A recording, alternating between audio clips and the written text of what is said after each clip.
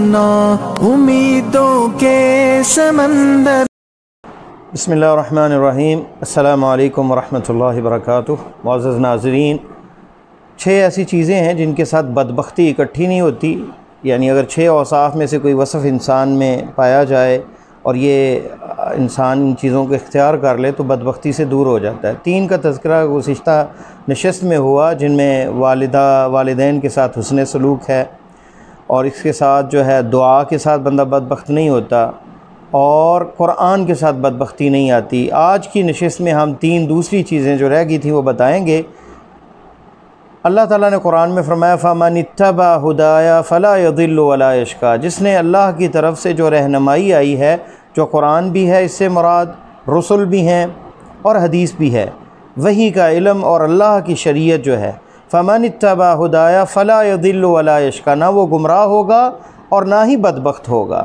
تو اللہ تعالیٰ کی رہنمائی، اللہ تعالیٰ کی جو ہدایات ہیں، جو انسانیت کی فلاح کے لیے، اور سب سے آخر میں قرآن مجید اللہ نے نازل فرمایا، پیارے مصطفیٰ صلی اللہ علیہ وسلم کی تعلیمات ہیں، یقیناً اس میں خیر ہے۔ اور وَمَا أَرْسَلْنَاكَ إِلَّا رَحْمَةً لِّلْعَالَمِينَ، اللہ کے نبی صلی اللہ علیہ وسلم کی ساری تعلیمات رحمت پر مبنی ہیں، اور یہ اللہ کا احسان ہے کہ اس میں انسان نہ گمراہ ہوگا اور نہ بدبخت ہوگا۔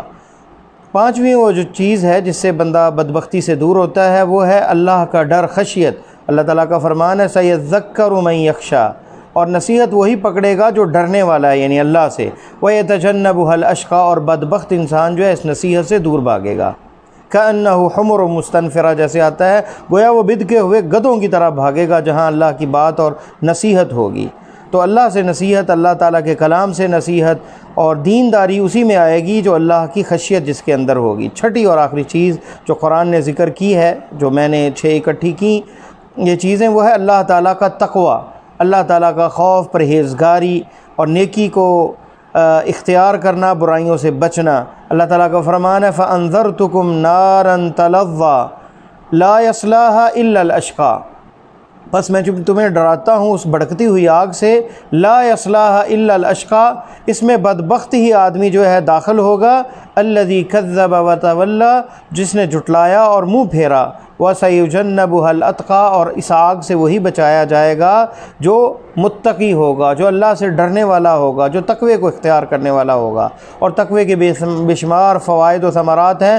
وَمَن يَتَّقِ اللَّهَ يَجْعَل لَّهُ مِنْ أَمْرِهِ يُسْرًا، اللہ اس کے معاملات آسان کر دیں گے۔ وَمَن يَتَّقِ اللَّهَ يَجْعَل لَّهُ مَخْرَجًا، اللہ تعالیٰ تنگی سے آسانی کے لیے رستہ دکھا دیتے ہیں جو تقوی کو اختیار کرتا ہے۔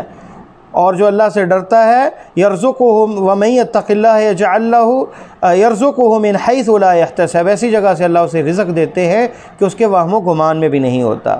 تو تقوی اس کے ساتھ بھی جو ہے نجات ہے، اور بندہ جو ہے وہ جو ہے بدبختی کی راہ سے بچ جاتا ہے۔ اور اللہ تعالیٰ سے دعا ہے کہ اللہ ہمیں یہ نجات کی راہیں اور یہ بدبختی سے بچائے، اور سعادت کی زندگی اور شہادت کی موت نصیب فرمائے۔ واللہ تعالی عالم، وصلی اللہ تعالی علی خیر خلقہ محمد وعلی آلہ وصحبہ اجمعین۔